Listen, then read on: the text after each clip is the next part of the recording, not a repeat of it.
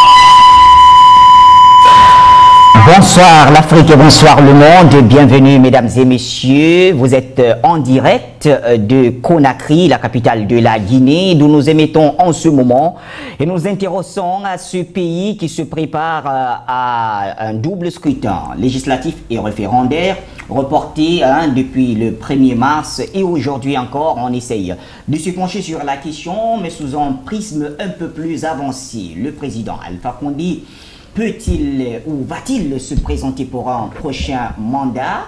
C'est la question que nous nous posons en revenant bien sûr pour rappeler que ce pays, de Ahmed Sékou Touré jusqu'au professeur Alpha Condé en passant par Dadis Camara, Lansana Conté et tous les autres, ce pays a toujours voulu préserver un acquis qui est très rare dans les anciennes colonies françaises. Il s'agit de ce pays qui s'est battu pour avoir son indépendance. Une indépendance bien sûr qui voudrait être réaffirmée en allant vers la souveraineté totale. Est-ce que la mouture ou plutôt le projet de la nouvelle constitution proposée par le professeur Alpha Condé est adapté à cette vision politique? On en parle avec nos invités. Et bien sûr, ils sont donc nombreux, habitués des plateaux d'Afrique Média. C'est un regard extérieur dans la politique et la géopolitique guinéenne et sous-régionale. Avec nous donc sur ce plateau, on ne présente plus un. Nous sommes là depuis plusieurs semaines déjà avec lui. C'est notre consultant permanent, Maître Janvier Momo. Maître, bonsoir. Bienvenue à cette édition. Bonsoir, monsieur Mohamed Bachir Ladan. Bonsoir particulier à tous les Guinéens, en commençant par ceux qui ont posé les bases fondamentales de ce pays. Bonsoir à tous les téléspectateurs d'Afrique Média. Bonsoir aux co-panélistes que vous avez l'honneur de présenter. Bonsoir aux techniciens sans lesquels, dirais-je toujours, aucune émission d'Afrique Média n'est possible. Monsieur Bachir, je pense que le sujet est poignant, plus qu'important, parce qu'il est question de s'interroger sur ce pays-là, qui est la source nourricière du panafricanisme révolutionnaire, ce pays qui a œuvré pour la décolonisation totale de tous les autres pays. Je pense que la particularité de la Guinée est à respecter.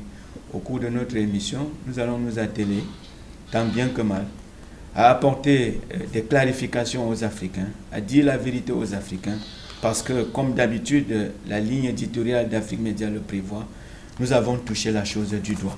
Nous avons touché la chose du doigt, c'est ce que nous dit Maître Janvier Momo. En tout cas, c'est toujours un honneur de vous avoir et un privilège surtout d'avoir à vos côtés un qu'on a l'habitude de voir depuis la capitale du Toumaï. C'est bien sûr Dr Yahibi qui est avec nous. Dr Yahibi, bonsoir. Bachir, une fois de plus, bonsoir. Merci de me convier en Guinée équatoriale pour Guinée-Conakry. Guinée-Conakry. Vous avez déjà l'habitude de la Guinée équatoriale. Tout à fait, pour venir ici en Guinée-Conakry et éclairer encore, n'est-ce pas, nos lanternes.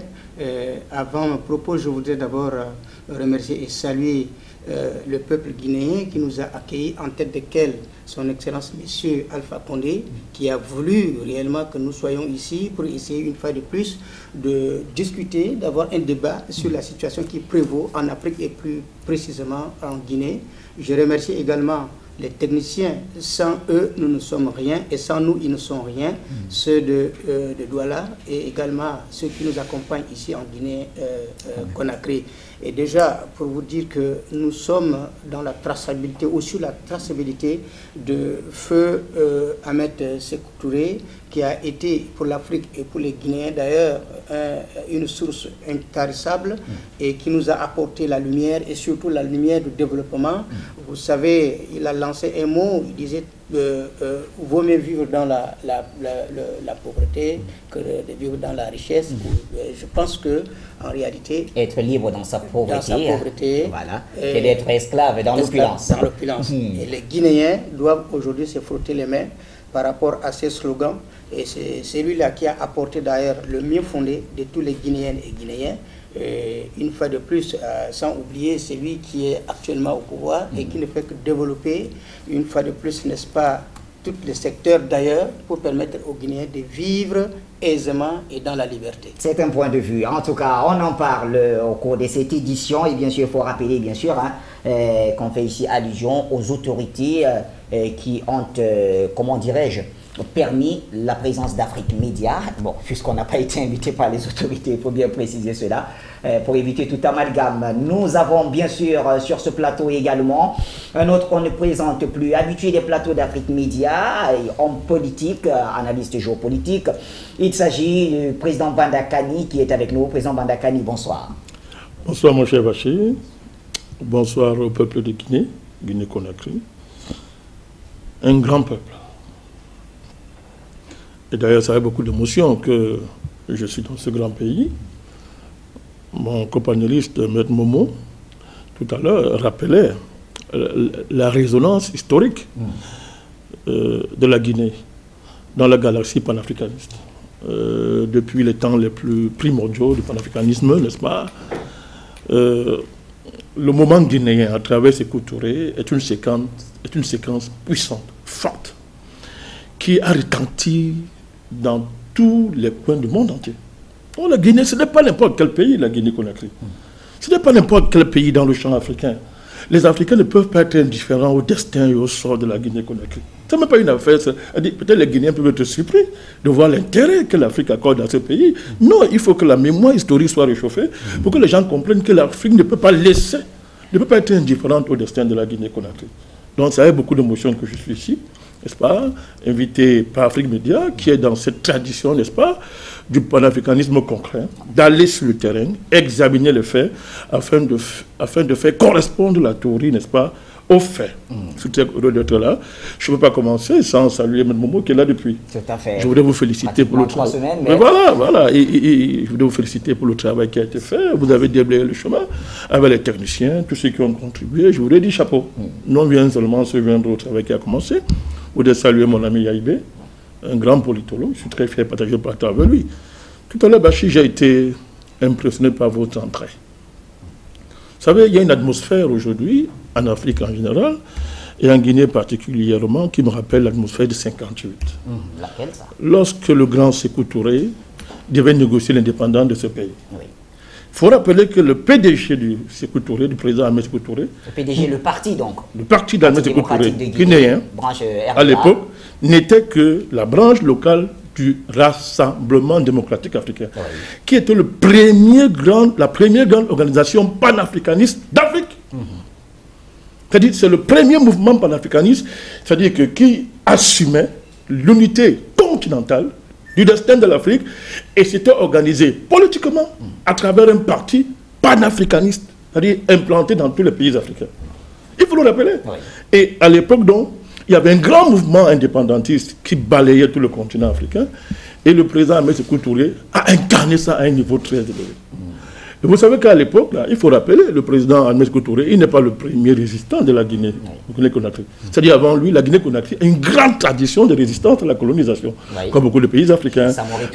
L'Almami, Samori Touré, les Alpha Diallo, les Dino Salifou, les Zepela Pivi.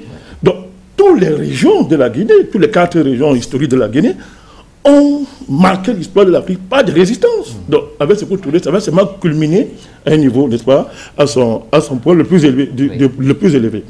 Alors, quand vous reconnectez ça aujourd'hui à l'Afrique, à l'actualité de nos jours, mais le lien, il est parfait, Bachir. C'est-à-dire que vous voyez, ce contexte politique qui est en Guinée intervient au moment où l'Afrique est en train de négocier de parachever son indépendance. Oui. Surtout l'Afrique du précaré français. Vous savez que le français est mort, on a coupé sa tête, il veut rebondir par une autre tête qui est le Corum, ça encore, on a coupé. Les Africains sont en train de négocier une deuxième indépendance. Et il y a une coïncidence avec, n'est-ce pas, ce contexte particulier qui est en Guinée-Conakry. Il faut que nous soyons capables de bien interpréter ça et de comprendre qu'une fois de plus, n'est-ce pas, le destin de la Guinée-Conakry et le destin de l'Afrique et le destin de tous les progressistes du monde entier se confondent. Maître Momo, je reviens à vous. Avant de rentrer pleinement sur la question fondamentale que l'on se pose aujourd'hui, Alpha Condé sera-t-il candidat à la prochaine élection présidentielle? Je voudrais que nous revenions un peu, maître, pour expliquer quand même les enjeux de tout ce qui se passe aujourd'hui en Guinée. Je pense que l'enjeu est unique. Il s'agit premièrement de consolider les acquis institutionnels, les bases fondamentale de la République de Guinée, posée depuis le 28 septembre 1958, date à laquelle ce peuple debout, au travers d'un référendum, a opté pour la souveraineté, l'indépendance et la liberté. C'est cet enjeu. Aujourd'hui, quand vous me posez la question sur cet enjeu fondamental, non seulement il faut consolider cet acquis institutionnel, mais aussi et surtout, en tant que pierre d'angle, en tant que base fondamentale de ce pays, le moment est venu d'y adjoindre les éléments qui bâtissent, constitutifs d'une maison, d'un pays bâti. Et je pense que de 1958 à 2020, beaucoup de choses ont été faites en Guinée. Et de 2010 à 2020, trop de choses ont été faites en Guinée. Il faut faire la particularité. Parce que pendant la Première République, de 1958 à 1980, nous avons constaté un pays qui a posé les bases fondamentales, la liberté, l'indépendance, les institutions, un parti-État, c'est-à-dire un parti qui avait la responsabilité historique de bâtir un État autour des idéaux qu'incarnait un homme. Oui. Alors, en 1984, lorsque Ahmed Sékou Touré décède, il y a une autre constitution, une autre forme de république qui revient en Guinée. Malheureusement, et c'est le moment de le souligner, malheureusement, il y a eu non seulement dissolution de ce parti-État qui a présidé à la base fondamentale de cet État, mais aussi et surtout la dissolution du socialisme et de toutes les institutions. Bachir, quand on parle de dissoudre les institutions, c'est faire une révolution, c'est-à-dire il s'agit de déraisonner un navire qui était en haute mer. En haute mer, oui. Alors, heureusement, le peuple guinéen sait se reprendre. Les enfants d'aujourd'hui parlent de la remontada. Oui. De 2010 à 2020, il y a eu une sorte de remontada en République de Guinée équatoriale. Qu'est-ce que cela veut dire? C'est en Guinée-Conakry. Qu'est-ce que cela veut dire? Ah, c'est Guinée. Parce que les autres Guinées, il faut y revenir. Justement. Les autres Guinées, c'est Guinée-Bissau et Guinée équatoriale. Nous sommes ici en République de Guinée. La précision en vaut la peine. Alors, et quand je me reprends, je vous redonne la parole. Oui. Alors, quand on reprécise Conakry, c'est juste par rapport à ceux qui disent Guinée équatoriale. Un lapsus. Maître, vous reprenez. Nous sommes en Guinée. Et le peuple, vous le dites, a fait une sorte de remontada. Le peuple a fait une sorte de remontada. C'est quand même surprenant pour un peuple comme la Guinée. Quand vous regardez l'histoire de la Guinée, après Sékou Touré, tout a été détruit pour repartir à zéro. Le socialisme disparaît au bénéfice d'un libéralisme. Ainsi de suite. Donc, de 2010 à 2020, et je reviens là-dessus, en quoi a consisté la remontada? Premièrement, à revisiter les bases fondamentales qui étaient en même de propulser le pays au diapason des pays respectables dans le quota mondial. Oui. Et le professeur Alpha Condé, à ce niveau, il faut lui tirer un coup de chapeau. Pourquoi, Bachir? Parce que lorsque vous regardez les bases fondamentales qui sont à l'origine, qui sont la source du développement d'un pays, commençons secteur après secteur. Oui. Quand vous allez sur le secteur éducationnel, parce que commençons par l'éducation, parce que l'éducation c'est le plus grand héritage. Aujourd'hui on parle d'émergence. Bachir, si on parle d'émergence sans éducation, je pense qu'on est en train, c'est un leurre. Dans le secteur éducatif, lorsque vous voyez le nombre de lycées, collèges qui ont vu le jour depuis 2010 en République de Guinée, vous vous posez des questions. Alors, avant 2010, qu'était devenue l'éducation en République de Guinée? La Guinée était le seul pays africain où, partout où vous vous trouvez, vous allez rencontrer quelqu'un qui manipule la langue française avec dextérité. Donc, sur le plan éducatif, il y a eu, je dis bien, construction des établissements scolaires, rénovation de certains qui en demandaient, et surtout, un grand projet de technopole universitaire qui consiste à rebâtir les universités, chantre de la classe politique, la classe intellectuelle de demain. En novembre dernier, le professeur Alpha Condé, aux côtés de l'université Julius Nyerere de Kankan, a commencé à amorcer le projet de technopole universitaire en posant la première pierre de l'université de Kankan dans le site de Fadou. Passons côté éducatif. Lorsque on a maîtrisé les paramètres éducatifs, il faut revoir la santé des populations. Alors, les Guinéens étaient habitués aux évacuations. Pour peu que des médecins ne savent plus quoi faire, il fallait tout simplement évacuer. Alors, de 2010 à 2020, il y a des hôpitaux qui ont été construits, qui ont été rénovés. Le pays s'est doté des capacités médicales avec un plateau médical appréciable capable de répondre à toute velléité en termes de maladies en République de Guinée. Entrons dans le secteur de l'économie. La Guinée aujourd'hui est le seul pays d'Afrique noire avec un taux de croissance constant et en parfaite progression. J'ai dit c'est le seul. Afrique noire ou dans la sous-région? J'ai dit oui. d'Afrique noire. Ok. Lorsqu'on parle, on le compare avec le taux d'inflation. Oui. Quand on parle de taux de croissance, oui. il faut bien voir l'inflation justement. Le taux d'inflation. Oui.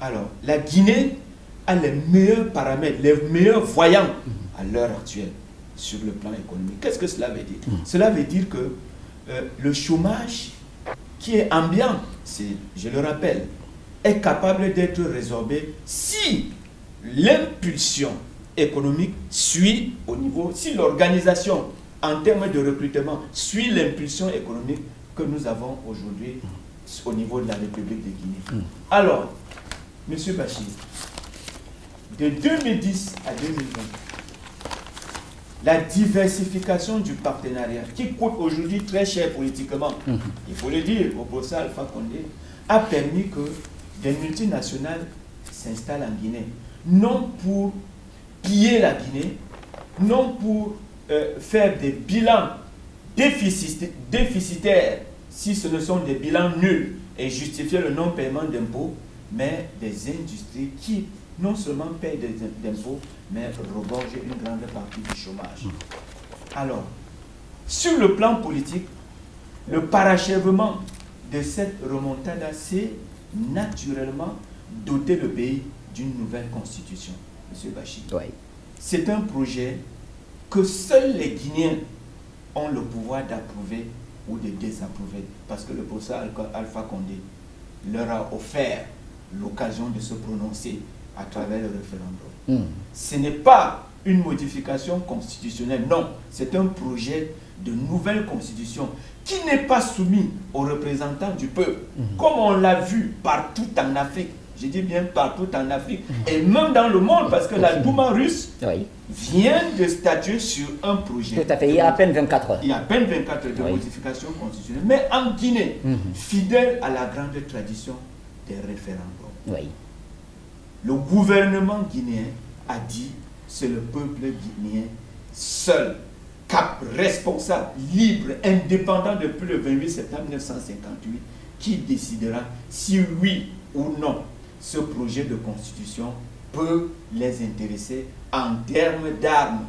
en termes d'institutions capables de répondre et de compléter les outils de l'émergence de la Guinée qui sont déjà sur la table. Donc, à ce niveau, nous pouvons, sans risque de nous tromper, parler de cette remontada, c'est-à-dire de ce renouvellement, de ce rebondissement de la Guinée sur la scène politique, non seulement régionale, mais continentale africaine. Très bien, voilà qui est donc bien dit, du moins du point de vue de Maître Momo. Alors, docteur Yahibi, quand je me retourne vers vous, on a écouté tout à l'heure avec vraiment beaucoup d'attention les explications, l'analyse de Maître Momo par rapport à la situation actuelle en Guinée, en partant bien sûr des enjeux, jusqu'à tout ce que, du moins selon lui, le professeur Alpha Condé a pu nous présenter, a pu donner comme œuvre. Ce sont des acquis bien sûr, mais la démarche aujourd'hui, celle d'aller vers une nouvelle constitution, la démarche référendaire, comment comprendre qu'elle soit donc tant querellée? Eh bien, une fois de plus, merci encore, Bachir, parce que je pense que le décor a été déjà planté depuis très fort longtemps. Et j'ai écouté avec passion les explications de Maître Momo. Et je voudrais ici rebondir, dire tout simplement que la chose a été déjà faite depuis les années de l'indépendance, c'est-à-dire ça fait déjà 62 ans que la Guinée a eu son indépendance. 62 ans, c'est déjà un âge majeur. Et je tiens ici à vous dire tout simplement qu'il y a le problème qui se situe en 3 phases. Nous parlions ici, n'est-ce pas, du politique d'abord, et après du politique, nous allons parler de la démocratie, parce qu'il ne faudrait pas qu'on cache cela. Et après la démocratie, nous allons parler de la souveraineté. Et je tiens ici à vous informer que le politique ne peut pas fonctionner sans la démocratie. Et aussi la démocratie ne peut pas fonctionner sans la souveraineté. Comment vous expliquez tout ça? Oui, c'est pour vous faire tout simplement comprendre que dès que la Guinée a eu au moins, n'est-ce pas, son indépendance, et il a acquis aussi, n'est-ce pas, sa souveraineté, et sa souveraineté qui le permet aujourd'hui d'avoir une vision avancée pour permettre au moins, n'est-ce pas, au pays de se développer. Ça, on ne peut pas le nier. Et nous savions aussi, quand nous parlons quand nous parlons, n'est-ce pas, de la dynastie, c'est-à-dire la bonne gouvernance, et nous pouvons comprendre que la bonne gouvernance a commencé déjà depuis très fort longtemps avec déjà feu Ahmed Sékou Touré, et ça a perpétué avec ceux qui le sont, n'est-ce pas, procédés. Mais maintenant, dans le cas de M. Alpha Condé, vous conviendrez avec moi exactement, c'est un homme qui a d'abord lutté pour le peuple guinéen, et il a lutté également aussi, n'est-ce pas, pour le peuple africain, parce que je tiens à vous informer qu'il y a plusieurs de nos compatriotes qui sont encore, n'est-ce pas, acceptés dans ces pays, pas comme les autres pays que je le sais parfaitement. Et ça fait en sorte que la démocratie est en train, n'est-ce pas, de s'enraciner à la Guinée, dans la Guinée, et pour permettre, une fois de plus, n'est-ce pas, pour juguler certaines situations économiques qui prévaut dans ces pays. Mais maintenant, il y a une seule chose que je voudrais vous dire, parce que Maître Momo parlait plutôt, n'est-ce pas, des écoles, de tout cela. Mais au départ, Ahmed Sékou Touré a voulu plutôt, une fois de plus, que notre langue vernaculaire prenne position plus que sur la langue française. Parce que, comment comprendre, on ne peut pas émerger lorsque nous parlons encore, n'est-ce pas, une autre langue, et surtout la langue française dans notre pays. C'est impossible, parce que pour que nos enfants repartent à l'école, il faut d'abord apprendre cette langue française. Or, si nous avions appris notre langue vernaculaire, je suis convaincu, peut-être, n'est-ce pas, ça pourrait projeter un peu loin notre développement, notre mœurs, notre culture. Et en réalité, nous les Africains, nous devons nous habituer avec notre culture. Essayez de nous dire donc en un mot que les efforts consentis par le professeur Alpha Condé sur le plan éducatif sont à saluer.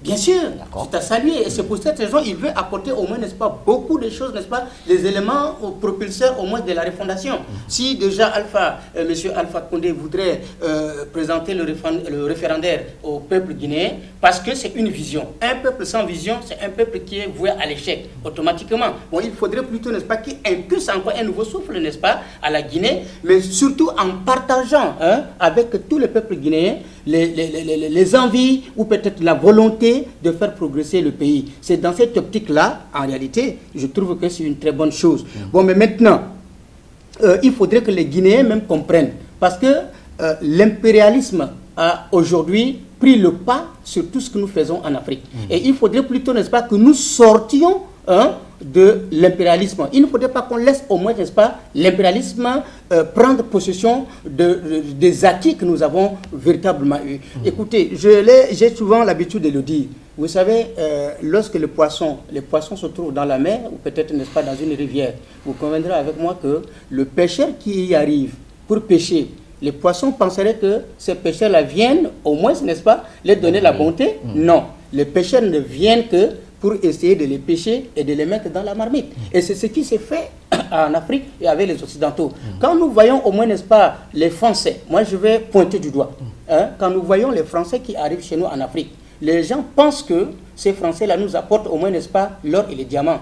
Or, c'est faux. Parce que nous savons, les multinationales occidentaux qui viennent ici en Afrique, ils ne viennent pas pour nous faire du beau temps ou de la belle pluie. Ils viennent plutôt, n'est-ce pas, pour s'enrichir de nos biens et repartir chez eux pour encore une fois de plus impulser le souffle de développement dans leur continent. Nous, en tant que panafricanistes, nous voudrons plutôt, n'est-ce pas, développer notre pays avec tout ce que nous avons sur notre sol. Vous savez que l'Afrique est un continent qui a un sous-sol véritablement riche. Mais nous voudrons contribuer au moins, n'est-ce pas, au développement de notre pays. C'est un acquis pour que, enfin, que ce soit notre génération ne souffre pas. Si vous constatez aujourd'hui la génération aujourd'hui qui meurt sur les eaux glaciales pour arriver en Occident, parce que tout simplement, les Occidentaux, ils viennent, ils prennent tous nos biens et ils s'en vont investir chez nous. Et alors que nous voudrions aujourd'hui être des acteurs et non des téléspectateurs. C'est ça ce que je veux faire. Merci, docteur Yaïbé. Président Badakani, abordons avec vous les enjeux géopolitiques de la situation guinéenne. Ben, mon cher Bachir, vous ne pouvez pas aborder les enjeux géopolitiques si vous n'approfondissez pas, si vous ne renforcez pas, si vous ne roulez pas sur le terrain que Maître et Dr Yaïbé ont déblayé. Il vous a parlé de la remontada. Tout à fait. Bon, le mot à sa place? Ben, c'est sa paternité, apparemment. C'est-à-dire que la remontada, et qui me permet de parler plutôt d'un miracle. Oui. Sur le miracle. Et je reviendrai maintenant sur les enjeux géopolitiques. Il a posé les bases claires. Vous savez, si on dit qu'on gèle les cailloux sur un manguier, lorsqu'il a des fruits, quand un manguier n'a aucun fruit, personne ne s'intéresse à ce manguier. Vous voyez, les gens dans le quartier passent, mais dès que les fruits commencent à apparaître, vous voyez, les gens partent de loin. Et si par malheur, alors, les fruits de ce manguier sont succulents, vous-même qui avez planté le manguier là, vous n'aurez plus droit au chapitre. Vous avez besoin de chapitre. C'est le problème de la Guinée. Il y a quelques années passées, ce pays n'intéressait plus grand monde. Pourquoi aujourd'hui les yeux du monde entier, et en particulier la France, le docteur Yahiba a commencé, il faut le dire, la France, braquée sur la Guinée. Il faut expliquer ça. Professeur Alpha Condé, vous connaissez que moi j'ai été très critique envers lui. Tout à fait. D'ailleurs, je continue à garder ma critique, ma distance critique. Oui. Mais il y a des faits qui s'imposent à vous. Lorsque ce monsieur prend le pouvoir, dans quel état se trouvent les infrastructures de ce pays? Dans quel état? À l'époque, moi j'étais au Cameroun, j'entendais, on disait que Conakry est la ville la plus sombre du monde. Moi j'étais au Cameroun, j'entendais ça. Il n'y a pas d'électricité. En 10 ans, ce monsieur a créé les conditions infrastructurelles pour que la Guinée aujourd'hui puisse disposer de près de 800 mégawatts.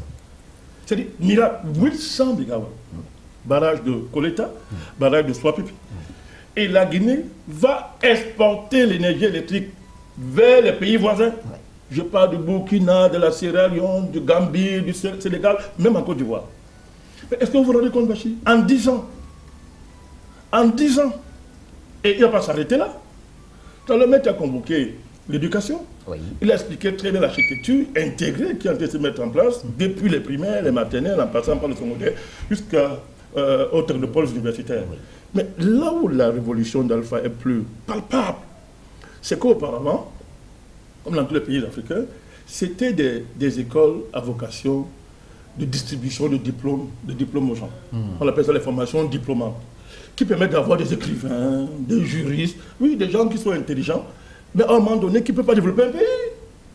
Voilà pourquoi, à un moment donné, ici en Guinée, lorsqu'il y avait les grands chantiers, on importait la main-d'œuvre.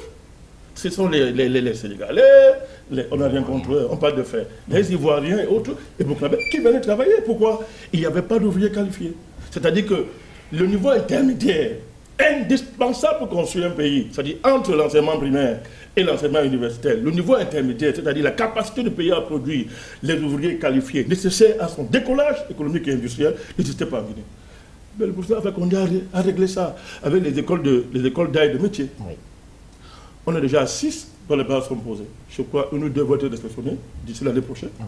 Le reste va être construit. C'est une révolution.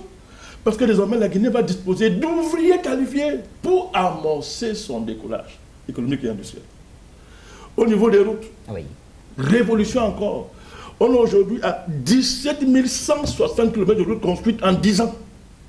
Déjà construites. J'ai dit 17 160 km de routes en 10 ans. Est-ce que vous vous rendez compte? Mais vous avez beau être critique envers ces messieurs, les faits là vous interpellent. Les faits vous interpellent, ce n'est pas tout. En matière de télécommunication, le cadre sous-marin et le réseau métropolitain de Conakry ont réduit considérablement les coûts des appels. Et l'interconnexion des administrations aujourd'hui est une réalité en Guinée. Revenez en arrière il y a 10 ans, M. Bachir. Il y a 10 ans, revenez en arrière. Et le réseau Blackburn, notamment, 4000 km de fibre optique est en fin de construction. Revenez il y a 10 ans.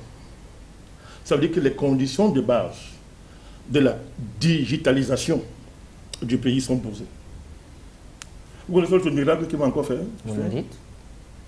En 2012, il décide, et c'est du génie ça, de décentraliser la fête de l'indépendance. Vous savez pourquoi? Ça veut dire que désormais, le professeur, il explique que chaque fois, chaque fête de l'indépendance sera précédée d'inauguration de nouvelles infrastructures dans un chef-lieu, dans une région. Oui. De 2010 à nos jours, 240 infrastructures ont été réalisées et ont changé radicalement la physionomie du pays. Mon cher Bachir, nous parlons de faits. Au niveau de la capacité du pays à accueillir, à attirer, on appelle ça un autre niveau d'attractivité du pays. En 10 ans, 5 hôtels 5 étoiles construits. Ça veut dire qu'aujourd'hui, la Guinée peut accueillir les hommes d'affaires, investisseurs qui viennent de partout dans le monde entier. Et les grandes compétitions, pourquoi pas internationales? Alors que hier, il y a quelques années, il y a 10 ans, personne ne voulait venir en Guinée. Mon cher Bachir, personne ne voulait venir en Guinée. Je laisse les réformes au niveau des impôts. Je laisse les réformes qui ont permis au pays aujourd'hui d'avoir une crédibilité extraordinaire établie au niveau de ce que vous appelez bailleurs de fonds. Oui. Ce sont des faits, mon cher Bachir. Alors quand vous mettez ça de côté, et il ne s'est pas arrêté là, Bachir, au niveau de la agricole, une autre révolution. Vous connaissez le projet qu'on appelle Programme de développement intégré, agricole intégré de Guinée, PDAIG. 40 millions de dollars financés par la Banque mondiale, qui a pour ambition de révolutionner l'agriculture guinéenne, de manière à assurer l'autosuffisance dans le pays. Parce que ce sont des faits. Alors, vous allez me dire, quelles sont les conséquences géopolitiques? Et là, on en revient. Pour comprendre pourquoi, je lisais tout à l'heure, je lisais un document, un tabloïd, Afrique Média Tabloïd International, il faut le dire. Oui. Alors, vous posez une question était posée dans ce tabloïd, on disait, pourquoi la Guinée fait peur? Oui, justement. Voilà la question. Pourquoi la Guinée fait peur? Qui a peur du retour de la Guinée sur la scène mondiale, sur la scène africaine? Qui a peur? Dans le tableau, vous n'avez pas répondu, parce que vous êtes des sages. Mais nous, ici, on est en train de faire un débat, il faut répondre. Qui a peur? Les forces... Il y a deux concubins incestueux qui ont peur. Deux concubins incestueux. Les forces exogènes et les forces endogènes. Les forces exogènes, c'est particulièrement un pays qu'on appelle la France, qui ont fait de la Guinée leur marchepied et les relais intérieurs. Ils ont peur. Pourquoi? Vous savez qu'aujourd'hui, en Afrique, il y a un grand débat. Et là, j'ai dit maintenant, c'est du dimension géopolitique. La question monétaire. M. Bachir, la question monétaire est un débat, c'est-à-dire particulièrement important, pour ne pas dire de vie ou de mort, aujourd'hui sur le continent africain. Vous savez qu'un des problèmes que le professeur Alpha Condé a aujourd'hui, c'est parce qu'il ne s'est pas aligné dans l'affaire qu'on appelle l'écho. Il a conservé la souveraineté monétaire de la Guinée, qui est un levier majeur de la consolidation de son indépendance et de son rayonnement économique. C'est-à-dire que tous les projets qu'il est en train de faire, on a oublié qu'on a créé deux, ça va être la mort. Je ne parle pas du trans-guinéen, ça va être la mort. Ça veut dire que si toutes ces conditions-là sont réunies, les Guinéens en ont sur moins 20 ans de croissance à deux chiffres, avec un contenu réel, pas les croissances des casinos qu'on vend ailleurs. C'est-à-dire ça va être croissance à deux chiffres avec un contenu réel. C'est-à-dire que la Guinée va... C'est-à-dire que ça va être la révélation du continent africain, de l'Afrique subsaharienne, dans les 20 ans qui viennent. Si tout ça est maîtrisé par l'archevêque, si ce référendum passe, si les Guinéens négocient bien ce tournant, voilà ce qui va arriver à le pays. Mais il y a des forces géopolitiques, la prédation internationale ne peut pas accepter ça, M. Bachir. Elle va donc remuer ciel et terre pour paralyser le pays, la diviser davantage, remuer les contradictions internes. Et s'il y a un débat aujourd'hui qu'il faut faire en Guinée, c'est de sensibiliser les gens pour dire, oui, il y a les contradictions dans tous les pays. Ne laissez pas l'extérieur gérer vos contradictions. C'est ça le jeu aujourd'hui. Tous les pays du monde ont des problèmes. On peut comprendre qu'en Guinée, il y a une opposition pour qui nous avons du respect, qu'il y a des grands hommes, les Cellou Dalein Diallo, les Sidja Touré, tous ces gens-là qui animent l'opposition, qui sont des hommes de valeur. On peut comprendre aujourd'hui qu'il y a des contradictions en Guinée, comme partout. Mais ce qui est inacceptable, l'erreur à ne pas faire, c'est de laisser les forces extérieures, c'est de laisser les forces de la prédation venir prendre en charge les contradictions de la Guinée. Et c'est l'enjeu géopolitique de ce référendum. Mon cher Bachir, c'est l'enjeu. Donc vous voyez donc qu'il y a un grand débat économique en Guinée, comme il y a dans beaucoup de pays africains. Est-ce que la Guinée doit rejoindre l'écho ou consolider son indépendance monétaire? Qui est le levier? Ce qui distingue aujourd'hui la Guinée de tous les pays africains, du précaré français, c'est cette indépendance monétaire, entre autres, qui donne un avantage extraordinaire aux Guinéens. Moi, je suis arrivé ici, je vois le coût de vie. Mon cher Bachir, quand je compare le coût de vie en Guinée et le coût de vie ailleurs, au Cameroun, mon pays, il n'y a pas match. Les Guinéens on peut accéder à des biens facilement comme nous au Cameroun, à cause de la monnaie. Mais j'ai dit, à cause de la monnaie. Donc, il y a des choses aussi que vous achetez très moins cher. Quand vous quittez la Guinée, vous allez ailleurs, mais les prix vous effraient. C'est un avantage monétaire. Et dans la dynamique aujourd'hui, la dynamique économique, d'émergence, qui est le problème de la Guinée aujourd'hui, vous ne pouvez pas perdre votre souveraineté monétaire. C'est l'enjeu géopolitique. La France a intérêt à ce que la Guinée rejoigne cette affaire qu'on appelle l'écho. L'écho tel que M. Macron l'a bâti, c'est la mort de l'Afrique. Heureusement que les grands pays comme le Niger ont dit on enterre ça. Ils ont écouté la voix des panafricanistes, il faut enterrer cette affaire. Et la Guinée a un avantage extraordinaire avec sa monnaie. Vous comprenez ça? Extraordinaire avec sa monnaie. Donc, Bachir, le problème géopolitique de la Guinée, ça retrouve, je vous ai dit que je retrouve ici l'atmosphère de 58. En 58, les pays africains négociaient leur indépendance, mon cher Bachir. les pays africains négocient leur indépendance. Et la Guinée, par le nom historique du grand Ahmed Sékou Touré, a libéré l'Afrique. A libéré l'Afrique. Le nom de Sékou Touré est comparable à la nationalisation du canal de Suez que Nasser avait fait en Égypte et qui a eu un établissement mondial. Ce nom-là est comparable à cela. Aujourd'hui, on est en face d'un référendum, n'est-ce pas, qui, s'il est bien négocié, bien maîtrisé, c'est-à-dire que lorsque ça va parachever toute cette dynamique économique de renaissance qui est lancée, je dis la Guinée va être une référence dans les pays africains. Très bien. Notre souhait, c'est que les Guinéens gèrent leurs contradictions eux-mêmes et que ça soit négocié avantageusement pour le pays. Merci, Président Bandakani. Maître Janvier Momo, comment gérer donc ces contradictions internes sans qu'il n'y ait de l'ingérence? Je pense que le plus grand reproche qu'on peut faire à la République de Guinée, c'est à tout moment, et à la faveur de la démocratie qui a impulsé ce pays, à tout moment, de rechercher le consensus. On ne gère pas un pays par le consensus. Et lorsque vous êtes habitué à gérer un pays par le consensus, que vous le vouliez ou pas, à un moment donné de l'histoire de ce pays, vous allez vous trouver face aux contradictions. Lorsqu'on gère un pays, on le gère d'abord avec la confiance et toute la force qu'on a. Et concilier les autres idées, mettre ensemble les autres idées, c'est un complément. La base, c'est le fondement de ce que vous avez pour développer un pays. En République de Guinée, lorsque vous posez la question comment faire pour gérer les contradictions, il n'y a pas un pays sans contradiction dans le monde. Il y a des contradictions partout. Particulièrement, singulièrement en République de Guinée, la principale contradiction aujourd'hui, c'est que le pouvoir de Sékou Touré est tellement convoité au point où tous les Guinéens veulent gouverner la Guinée. Précision pour ceux qui nous suivent, Sékou Touré, c'est le nom du palais présidentiel. Oui. Merci, maître. Tous les Guinéens, je dis bien tous les Guinéens, veulent gouverner. C'est vrai, la démocratie, c'est le gouvernement, le pouvoir de la majorité. Mais on gouverne à travers des représentants élus. Et lorsque vous êtes un chef d'État, l'État qui est élu, comme le professeur Alpha Condé en 2015, à un moment donné de l'histoire du pays, vous prenez vos responsabilités en main. Et ce consensus n'est pas, c'est pas une faiblesse non plus. Je l'ai dit, c'est en fonction des bases fondamentales qui ont été posées. La véritable démocratie. La véritable démocratie, c'est quoi? C'est écouter la voix du peuple et appliquer ce que le peuple veut. Vox populis, vox Dei. La voix du peuple, c'est la voix de Dieu.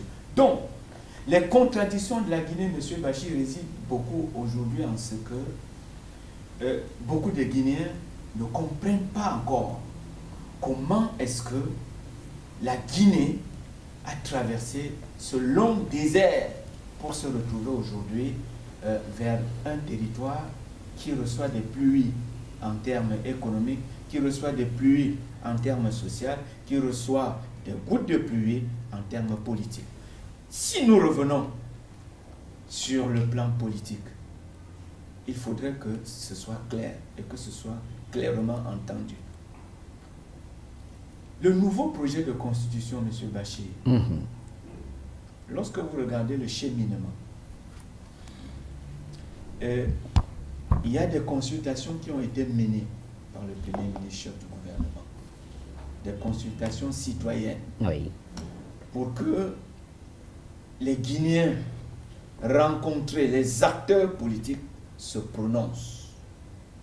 Alors, quand vous voyez que certains n'ont pas voulu adhérer à ces consultations citoyennes, alors qu'ils avaient le pouvoir de dire haut et fort en ce moment qu'il faut changer le projet de nouvelle constitution, leur reprocher, faire des recommandations ou même faire des prescriptions sur ce nouveau projet.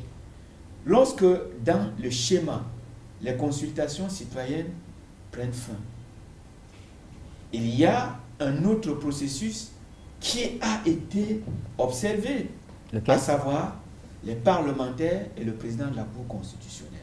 Voilà un projet. Alors, qu'est-ce qu'il faut faire de ce projet? Ils ont approuvé.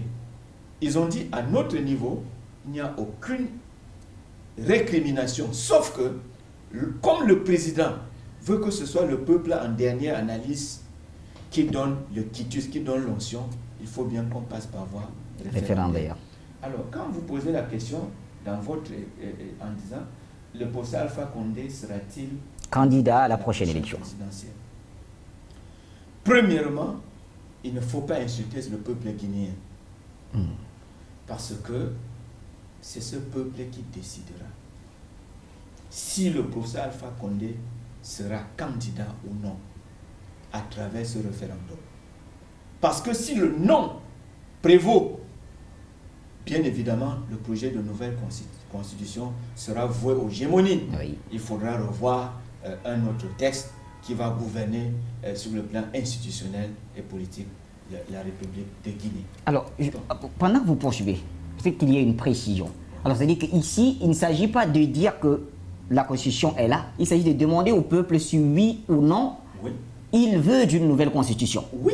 D'accord. C'est ça le référendum. Très bien. Est-ce que le peuple a besoin de cette nouvelle Constitution? C'est pour cela qu'il faut faire une grande précision. Le peuple guinéen ne s'identifie pas aux partis politiques. Attention, l'élection référendaire, on n'a pas besoin d'avoir une appartenance à un parti politique pour aller au référendum. Encore que dans le bureau de vote, on ne vous demandera jamais la carte de vote pour que vous vous prononciez sur ce nouveau projet de nouveau projet de constitution. Qu'est-ce que cela veut dire? Cela veut dire que l'élection du 1er mars 2020 avait un double objectif. C'était l'élection de ceux qui appartiennent aux partis politiques qui doivent décider, choisir leurs élus, c'est-à-dire les députés. Il y a un autre pan de cette élection qui concerne le référendum. Vous n'avez pas besoin d'être partisan de telles formations politiques pour participer au référendum. C'est pour cela que nous scandons qu'il s'agit à ce niveau du destin de toute la Guinée. Les politiciens laissent le côté civil et social des populations. Qu'ils abandonnent cela parce que vous pouvez aller voter, mettre un bulletin nul à ces législatives et vous prononcer de façon claire au niveau du référendum. Oui. Donc, je pense que le professeur Alpha Condé et son gouvernement, on ne peut pas lui dire aujourd'hui s'il sera candidat ou pas. C'est le peuple guinéen, souverain maître de son destin, qui décidera au cours du référendum si le professeur Alpha Condé peut, je dis bien, s'il peut être candidat, encore qu'il y a une autre étape, il faut qu'il soit investi par son parti, le RPG Arc-en-Ciel. Oui. Parce que le débat a été biaisé. Oui. On parle du 3e mandat. Non. Pour le moment, pour l'instant, le peuple guinéen peut dire non. Et le peuple a cette occasion, au cours de cette élection référendaire, de dire nous ne voulons pas du projet de nouvelle constitution. Pourquoi? Ceux qui disent que parlent du 3e mandat, ils ont fait une projection. En quoi consiste la projection? L'article 154 de la Constitution du 7 mai 2010, oui, qui est applicable aujourd'hui, qui est l'émanation d'un Conseil national de transition à la faveur des accords de Ouaga du 15 janvier 2010. Alors, cette Constitution contient un verrou clair que le mandat du chef de l'État, c'est 5 ans renouvelables une seule fois. Oui. Et la modification ou la révision de cette Constitution ne doit jamais avoir pour objectif de modifier l'article 27 qui consacre la durée du mandat présidentiel de 5 ans renouvelable une fois, et surtout changer la forme de l'État guinéen qui est un État unitaire. Et à ce niveau, c'est le grand mérite de cette constitution du 7 mai 2010, la forme de l'État. Oui. Pourquoi? Parce qu'ici en Guinée, vous avez des pays avec 256 tribus, 263 langues qu'on parle, mais en Guinée, vous avez 4 blocs, la Guinée forestière, la Haute-Guinée, la Basse-Guinée et la Moyenne-Guinée. Alors, vous avez des groupes sociologiques vous avez les Peuls, vous avez les Malinqués, vous avez les forestiers et vous avez les Soussous. Alors, quand cette constitution prévoit qu'aucune modification ne doit avoir pour objectif de changer la forme de l'État, il faut saluer cette disposition. Parce qu'en Guinée d'aujourd'hui, beaucoup plus qu'hier, on parle de groupe linguistique. Quand vous présentez un personnage, tout de suite, on vous dit il est de. Il faudra que cela disparaisse. Pourquoi? Parce que c'est cela, c'est cette considération, c'est l'exponentialisation de cette considération va créer un jour en Guinée le dysfonctionnement de l'État unitaire et nous pouvons avoir peur des micro-États qui peuvent se créer au bénéfice de l'impérialisme. Donc, M. Bachir, le professeur Alpha Condé, pour le moment, non seulement, s'il se proclame, s'il dit qu'il est intéressé par le troisième mandat, ça veut dire que c'est une insulte pour le peuple guinéen.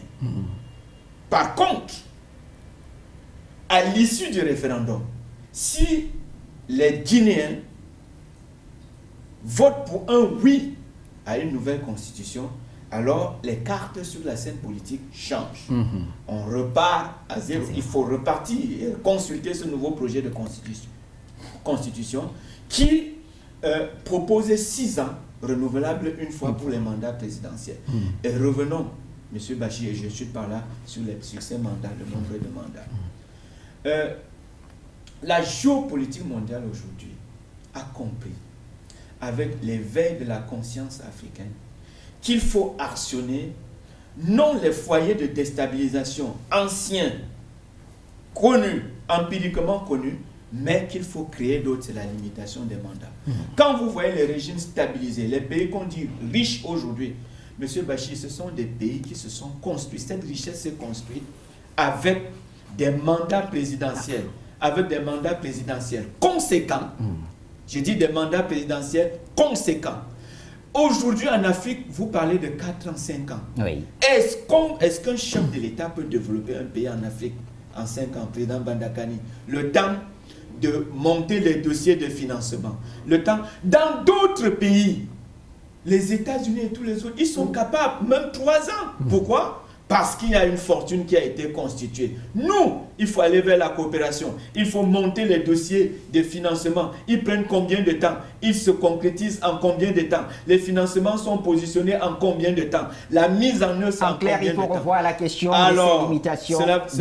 Cela veut dire tout simplement que les Africains doivent pouvoir comprendre que les régimes stabilisés aujourd'hui sont des régimes qui, à un moment donné, ont permis aux visionnaires d'établir leur politique sur un temps pour développer le pays. Merci, Maître Momo. Alors, il nous reste 10 minutes avant la fin de cette émission. Docteur Yaïbé, le professeur Alpha Condé, pensez-vous qu'il faille qu'il aille vers un 3e mandat, même si, il faut bien le préciser, jusqu'ici, il n'a jamais dit qu'il voulait d'un 3e mandat? Bon, moi, je vais aller tout droit au but. Je vais d'abord commencer par ceci. La première des choses, il faudrait que les Guinéens puissent comprendre, c'est la conscience politique. Où est-ce qu'ils veulent aller avec leur pays. Et la deuxième des choses, nous avons vu au moins, n'est-ce pas, le débat qui a été constructif et fructueux, par rapport à ce que nous avons développé. Nous avons constaté également les faits qui ont été, n'est-ce pas, établis dans ce pays. Par qui? Par Alpha Condé. Parce que moi, je juge plutôt, n'est-ce pas, le maçon au pied du mur. Et en réalité, en 10 ans, il faut reconnaître ce que M. Alpha Condé a fait pour les Guinéens et pour son pays. C'est un nationaliste. Il n'a pas voulu orienter à peu près, au moins, n'est-ce pas, l'économie vers d'autres cieux. Mais il a voulu, au moins, n'est-ce pas, les préparer pour la Guinée. Et la troisième des choses que je voudrais dire ici, c'est peut-être de demander aux Guinéens de chercher à comprendre les actualités de leur propre pays. Parce qu'ils veulent être président étant jeunes, parce que c'est le cas Macron, pour ne pas, au moins, n'est-ce pas, perdre de vue cette situation. Tous les jeunes veulent être aussi président parce que Macron a été président étant jeune. Et c'est ça qui fait encore couler de l'encre dans certains pays. Où je vais aller tout juste à côté, parce que M. Ouattara a décidé de ne plus, n'est-ce pas, poser encore une fois plus tard sa candidature pour le 3e mandat. C'est ça qui alimente à peu près la politique guinéenne. Il faudrait les réalités ivoiriennes ne sont pas forcément les mêmes qu'en Guinée. Ce n'est pas parce le que même exemple aurait pu être pris au niveau de la Russie par rapport aux États-Unis. Effectivement, vous avez vu en 24 heures, parce que déjà, on donne le quitus encore une fois de plus à Vladimir Poutine d'être présent jusqu'à 2036. Oui. Cela veut dire, en réalité, il faudrait les ramener à peu près en Guinée et faire savoir au peuple guinéen, il faut choisir ce qu'il faut et il faut mettre qui à la place qu'il faut. Et en réalité, moi je soutiens personnellement, parce que je sais que Alpha Condé, moi je suis tchadien, Alpha Condé est guinéen, mais en réalité, c'est celui qui est à l'extérieur qui peut véritablement donner la vision de ce qui se passe à l'intérieur d'un pays. Parce que moi je vis ailleurs et je viens ici, je trouve qu'en réalité, ils n'ont aucun problème. Parce qu'en Guinée, il n'y a pas la rébellion, il n'y a pas une révolution, mais il y a tout juste, n'est-ce pas, une revendication politique. En réalité, c'est cela. Très bien. Merci Dr Yaïbé. Président Bandakani, votre dernière intervention, et puis on reviendra à refermer l'édition. Alors, beaucoup de choses ont été dites, et cela nous amène quand même à poser une question qui revient très souvent et qu'on essaye de reformuler. Les Guinéens, ou plutôt le président Alpha Condé, est-ce qu'il se trouve aujourd'hui dans une situation où il faut faire le choix entre le respect des principes démocratiques et la souveraineté de son pays? C'est un faux débat. Il n'y a pas de principe démocratique dans les pays africains qui sont des néocolonies. Les Africains n'ont pas encore libéré leur espace de vie. Ils n'ont pas encore libéré leur territoire. L'enjeu africain aujourd'hui, c'est la libération. Alors chaque pays se donne les moyens, en fonction de son histoire, et de ses contraintes humaines et géographiques, se donne la couleur à cette libération-là. On peut utiliser les performances économiques. Le temps est passé où on menait les guerres de libération, on prenait les armes. Oui. Mais si c'est nécessaire, on le fera. Les Africains ne sont pas des lâches. Aujourd'hui, les pays africains essaient, dans les contraintes internationales, d'articuler performance économique, n'est-ce pas, exigeante de libération. Parce qu'ils n'ont pas le choix. Oui. Donc le débat, ce n'est pas président. Il y a quel principe démocratique à respecter? Où? Au monde, il y a la démocratie. La France, par principe démocratique, on entend par exemple cette question d'alternance au pouvoir, le respect de 2 mandats de 5 ans renouvelables une seule fois. Et puis, bon, ces derniers temps, quand même, on dit très souvent, le président Alpha Condé pourrait ou devrait, je reste dans les mots de ceux qui le disent, devrait copier l'exemple, par exemple, de son voisin ivoirien, Alassane Dramane Ouattara, ou encore plus loin, le Mahamadou Issoufou, qui a dit qu'il respecterait sa constitution et ne se présenterait pas, entre autres. Comparaison n'est pas raison, parce que ça fait qu'on n'est pas arrivé au pouvoir comme l'autre est arrivé au pouvoir. Nous ne voulons pas dire plus que ça. Très bien. Donc, pour dire quoi, Bachir? De quoi est-ce qu'on parle? Il y a la démocratie en France, il y a la démocratie aux États-Unis, il y a la démocratie à l'ONU, une démocratie qui va détruire d'autres pays. Avec les présidents, leur coupe la tête, cause des guerres civiles avec des millions de morts. Une démocratie comme la France, tout à l'heure je parlais des États-Unis, c'est-à-dire une démocratie qui est élue comme président, monsieur qu'on appelle Bush. C'est vous rendez compte? Vous allez en Italie, la démocratie a permis d'arriver au pouvoir des gens comme Berlusconi. La démocratie a permis en France d'arriver au pouvoir des gens comme Sarkozy. C'est-à-dire, c'est comme si on saluait la démocratie qui a permis d'arriver au pouvoir d'Hitler. Quel est l'Européen aujourd'hui, dans le monde aujourd'hui, qui peut saluer l'arrivée d'Hitler au pouvoir? Il était arrivé au pouvoir par voie démocratique. Monsieur Hitler. Donc, lorsque vous avez un pays comme la France, qui prétend qu'elle est une démocratie, mais qui bloque les sorts des autres pays par la violence, c'est encore une démocratie? De quoi est-ce qu'on parle? Pourquoi on s'est fixé sur la Guinée? Mais que les Guinéens ouvrent les yeux. La France a des relations extraordinaires avec l'Arabie Saoudite. Moi, je n'ai rien contre l'Arabie Saoudite. Ce n'est pas une démocratie. Le Qatar n'est pas une démocratie. Mais la France est à genoux. Les Américains, les Français, les Européens sont à genoux devant ces pays-là. Ce sont des théocraties, pratiquement, M. Bachir.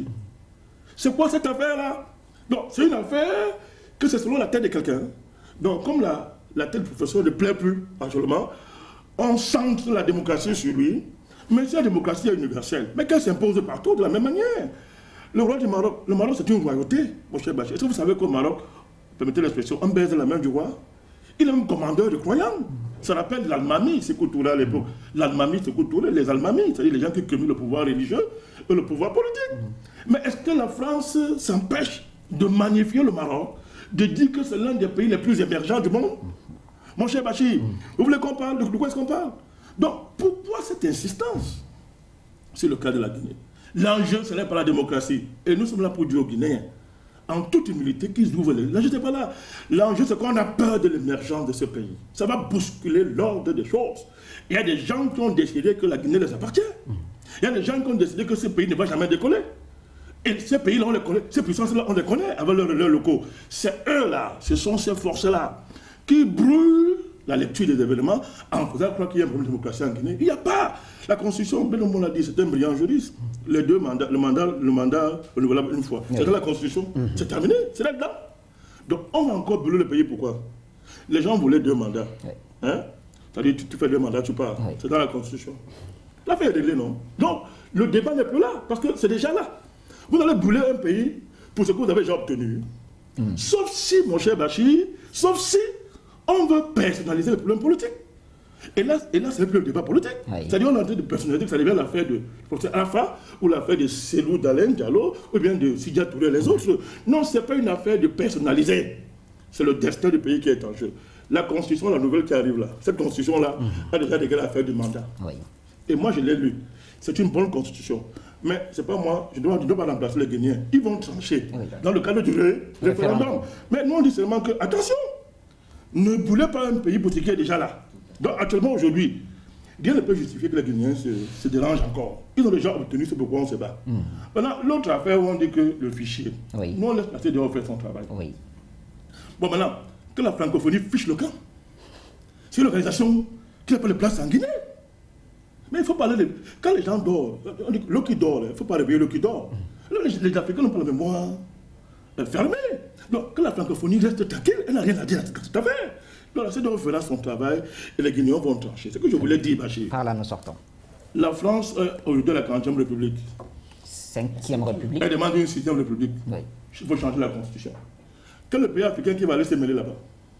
Non, on va dire à la France de voir comment cette Constitution est, quelles sont la virgule, est-ce qu'il y a point sur I là-bas? 5e République, ça veut dire qu'on a changé la Constitution au moins 5 fois. Si on prend pour la Première République, mais on est déjà après de 100 révisions constitutionnelles en France. Pareil aux États-Unis. Maintenant, ne vous fiez pas aux histoires de 4 ans aux États-Unis, on parle. Le vrai mandat aux États-Unis, c'est 50 ans. Ça veut dire que ce sont les familles, les dynasties financières qui tiennent le pays. Et la rotation dans ces familles, c'est 50 ans. Donc, allez lire l'histoire des États-Unis. Allez voir les familles qui tiennent le pays. Depuis bientôt 200 ans que ce pays existe. Allez, vous allez voir ce que ça veut vous dire. Donc, ils ont un nom, les électeurs profonds. Voilà. Donc, il faut que les Africains ouvrent les yeux. Il ne faut pas qu'on trompe les gens. Vous comprenez, M. Bachir. Donc, les panafricanistes ont déjà réglé cette affaire. Nous avons toujours dit que notre rapport à la Constitution n'est pas un rapport dogmatique. La Constitution n'est pas la religion, ce n'est pas une table de loi. Une Constitution, c'est un moyen, ce n'est pas une fin. Quand un pays sent que, pour consolider son progrès, quand un pays sent que, pour passer à un autre niveau de son existence, il faut qu'il change la Constitution, il a le droit de la changer. Ce n'est pas un crime. La Constitution, c'est un moyen pour consolider l'indépendance, pour assurer la prospérité, pour garantir l'harmonie sociale. C'est la Constitution. Donc il faut l'adapter aux réalités. À chaque fois, c'est un truc dynamique, ce n'est pas un roc rigide. La Constitution, c'est un instrument dynamique qui s'adapte à l'évolution. Donc, ce n'est pas la table de loi, même la table de loi change. Aujourd'hui, même les chrétiens vont dire que hier c'était la loi, aujourd'hui c'est le Nouveau Testament. Mais ça change, même la religion change. Donc, pourquoi on veut faire de la Constitution une fin en soi? Ce n'est pas une fin. Pourquoi, Bachir? Nous venons de démontrer ici que la Guinée, et moi je suis prêt en tant que panafricaniste à débattre, à démontrer que si les Guinéens négocient bien ce tournant, je dis, ils ont 20 ans de croissance à 2 chiffres. Je dis 20 ans, je parle français, je dis 20 ans. Et pas une croissance artificielle, une vraie croissance. Donc nous on est prêt à faire pour démontrer cela, mon cher Bachir. Alors dis-moi, vous allez brûler votre pays alors que vous êtes à 2 doigts d'avoir une croissance pendant 20 ans ininterrompue qui va changer vos conditions de vie. Deuxième question, vous allez brûler votre pays alors que vous avez déjà obtenu ce pourquoi vous luttez, 2 mandats, on ne renouvelle pas. Vous allez brûler votre pays alors que votre constitution vous garantit une vraie décentralisation. Vous allez brûler votre pays alors que votre constitution vous garantit un équilibre de pouvoir réel. Moi j'ai lu cette constitution. Tout ça est dedans. C'est une constitution qui n'a rien à envier aux constitutions prétendument les plus modernes, mon cher Bachir. Donc, les panafricanistes assument leur position qui est claire. L'enjeu aujourd'hui en Guinée, je vous ai dit, est-ce que la Guinée consolide sa souveraineté obtenue de haute lutte à travers le combat du grand Sékou Touré et consolidée à travers les régimes successifs? est-ce que la Guinée va consolider son indépendance monétaire? On veut la ramener dans le faux écho là. La Guinée dit non. L'enjeu c'est ça. Et si la Guinée retourne là-bas, elle va perdre les 20 années de croissance qui se profilent à son horizon. Donc nous les panafricanistes, simplement, nous on dit notre rôle c'est d'informer la situation davantage et le choix reviendra au peuple guinéen. Merci à vous, président Bandakani, un grand merci à Maître Momo. Merci également à vous, docteur Yaïbé, à toute l'équipe technique ici à Conakry. Guinéen, vous l'avez suivi, aucune leçon, non, tout simplement un rappel de ce que représente votre pays aux yeux de l'Afrique, aux yeux de tous les Africains. Le combat, il part de plusieurs années et vous avez amorcé la libération à partir de 58. Ne laissez donc pas l'extérieur gérer vos contradictions. C'est ce que nous retenons de cette émission. Nous, on vous dit bonsoir.